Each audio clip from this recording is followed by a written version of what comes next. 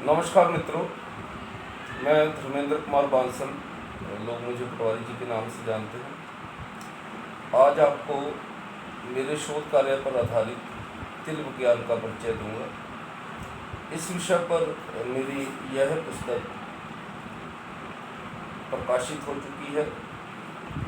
सभी जिज्ञासु जोशियों को हम इसे निःशुल्क भेज रहे हैं। तिल विज्ञान एक नया विषय है। तिल विज्ञान के बारे में जो पारंपरिक फलित का ढंग है वो हम लिख देते हैं, हथेली पर है तो ये होगा, ठोड़ी पर है तो ये होगा, गाल पर है तो ये होगा। ऐसा कुछ नहीं होता।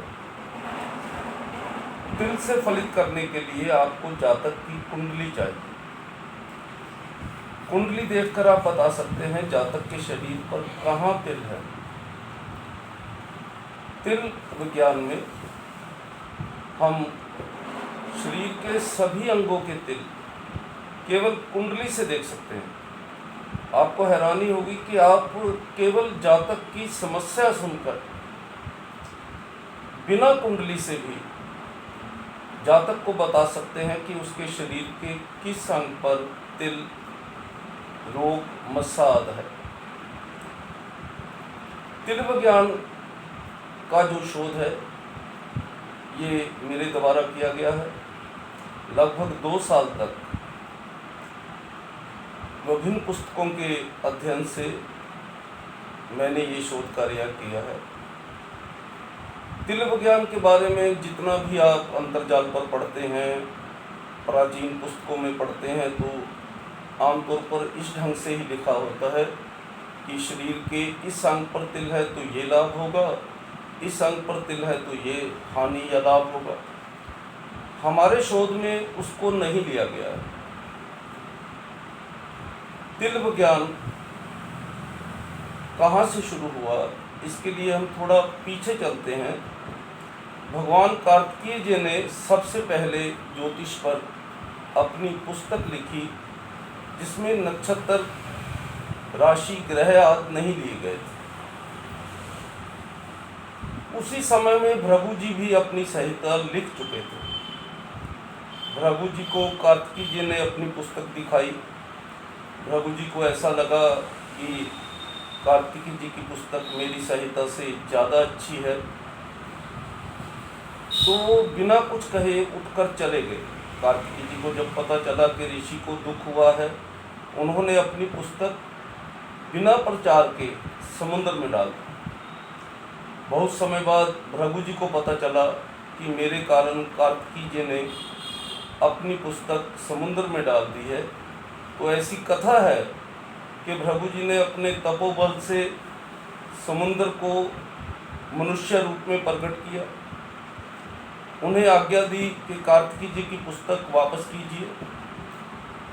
समुद्र देव ने वो सारी पुस्तक बोलकर सुनाई। भृगु जी के शिष्यों ने उसे लिखा। उस पुस्तक को समुद्र शास्त्र के नाम से विश्व में प्रचार प्रसार मिला। तिल विज्ञान के शोध में उस पुस्तक को भी लिया गया है।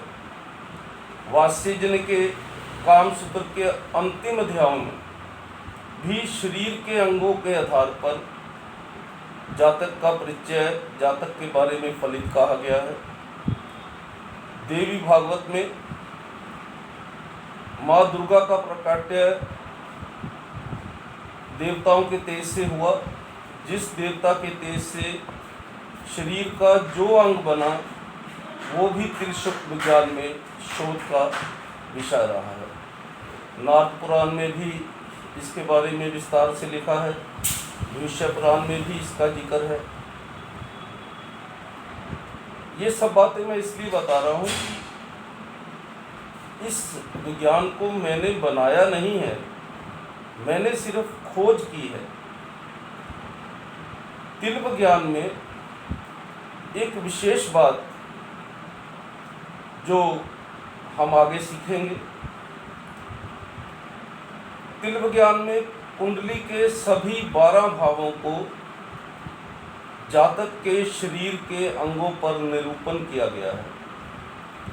पहला भाव चेहरा, दूसरा भाव दाईं आँख है, तीसरा भाव दायां कंधा, चौथा भाव दाईं छाती, पांचवा भाव नाभि से दाईं ओर का स्थान, छठा भाव दाईं ओर के गुप्तांग व दायां पैर, सातवां भाव नाभि प्रदेश, आठवां भाव बाईं ओर के गुप्तांग और बायां पांव, नवम भाव नाभि का बायां भाग, नाभि से बाईं ओर, दशम भाव बाईं छाती, 11वां भाव बायां कंधा और 12वां भाव बाईं आंख मानते हैं। इन भावों में जहां भी कोई ग्रह अशुभ स्थिति में बैठा है, कोई युति अशुभ है, तो शरीर के उस अंग पर तिल, रोग, मसाद होने की संभावना बढ़ जाती है। इस पुस्तक में इस विषय में विस्तार से बताया गया है। हम इसी चैनल पर आपको क्रमवार इस पुस्तक के अध्यायों के अनुसार तिल विज्ञान सिखाने का प्रयास करेंगे। हमारी हर वीडियो देखिए, हमारे चैनल को सब्सक्राइब कीजिए, शेयर कीजिए। हमारे चैनल का नाम है पटवारी जी।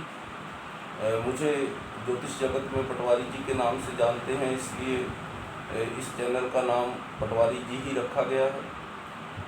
इस चैनल पर हम जितने भी हमारे ज्योतिष सम्मेलन हुए हैं उसकी वीडियो हैं, और अब तिल विज्ञान के सभी कक्षाएँ जो मैं व्हाट्सएप पर ले चुका हूँ, यहाँ वीडियो के माध्यम से बताने का प्रयास करूँगा। तिल विज्ञान का ही सेकंड चैप्टर है मुखाकृति विज्ञान, फेस रीडिंग। जब आप तिल विज्ञान सीख लेंगे तो अगले अध्याय में हम आपको मुखाकृति विज्ञान यानी फेस रीडिंग से, यानी आपको फेस से ही बताना है, फेस से ही फलित करना है। कोई कुंडली आपको नहीं चाहिए, आप चेहरा देखकर ही कुंडली का अनुमान कर पाएंगे। चेहरे से ही आप जान सकेंगे किस लगन का है। ये जो सारा शोध है वैदिक ज्योतिष पर आधारित है। इसमें सभी नियम, सभी फलित करने के ढंग वैदिक ज्योतिष पर ही आधारित है। यानी इसमें कुछ भी हमने अपनी तरफ से नहीं दिया है। जो हमारे प्राचीन ऋषियों ने ज्योतिष की पुस्तकों में लिखा है उसे तिल विज्ञान के माध्यम से नए ढंग से बताने का प्रयास किया गया है। आप हमारे सभी वीडियो देखिए। ये हमारा पहला वीडियो है इस विषय पर। आज सिर्फ हम विषय का परिचय ही देंगे। तिल विज्ञान के पाठ्यक्रम को हमने 4 भागों में रखा था।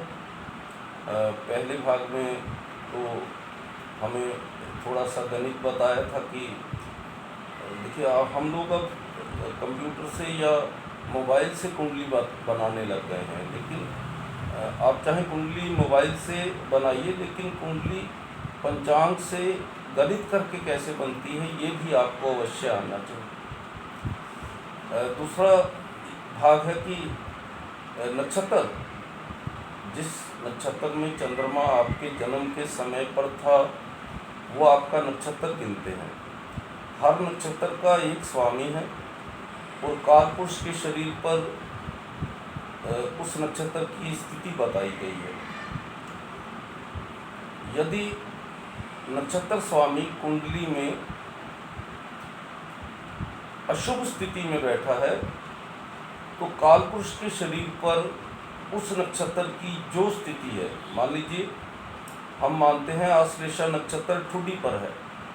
आश्लेषा नक्षत्र का स्वामी बुध है और बुध अगर कुंडली में शुभ नहीं है तो या तो ठुडी यानी चिन्ह पर गड्ढा होगा और या यहाँ कोई चर्म रोग या चमड़ी पर कोई निशान होगा। इसी तरह सभी स्थायी नक्षत्रों के स्वामी, सभी स्थायी नक्षत्रों के अंग जो कि कालपुरुष के शरीर पर हम ज्योतिष में मानते हैं, वहाँ पर अगर आपकी कुंडली में नक्षत्र स्वामी यानी आपके जन्म नक्षत्र का स्वामी शुभ स्थिति में नहीं है तो तो वहाँ तिल, रोग, मस्सा आदि निशान संभव है।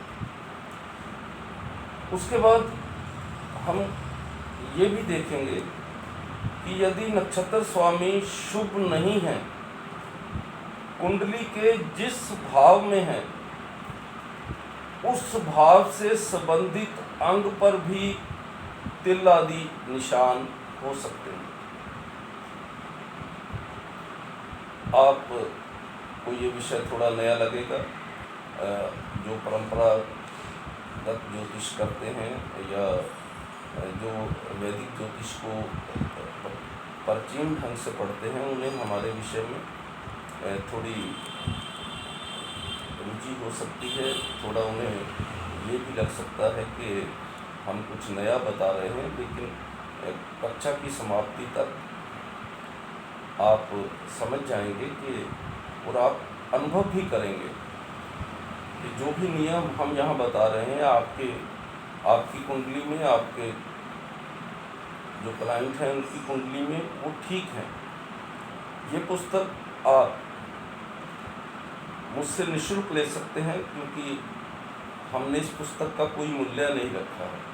लेकिन इस पुस्तक को लेने के लिए आपको हमें पत्र लिखना है। अंतर्जाल के माध्यम से यदि आप एड्रेस भेजेंगे तो हम आपको ये पुस्तक नहीं भेजेंगे। आपको पत्र लिखकर ही ये पुस्तक हमसे मांगनी है।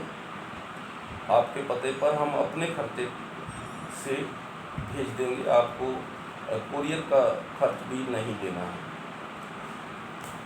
आपको पत्र इस पते पर लिखना है: Dharmendra Kumar Bansal, 97 street number 7, Firozpur cantt, Punjab 152001 Firozpur का पिन कोड है।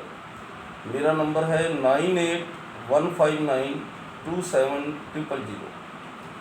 आप कभी भी किसी भी संशय को दूर करने के लिए मुझे मैसेज कर सकते हैं। कृपया फ़ोन मत कीजिए, मेरा व्हाट्सएप भी इसी नंबर पर है। अभी कक्षा शुरू होगी तो बहुत सारे संशय आपको होंगे, बहुत सारे सवाल आपके दिमाग में आएंगे, तो आप सिर्फ व्हाट्सएप पर मैसेज भेजकर छोड़ दीजिए। जब भी मुझे समय होगा मैं अवश्य ही आपको उत्तर दूंगा। धन्यवाद। आज इतना ही। पुनः उपस्थित होगा।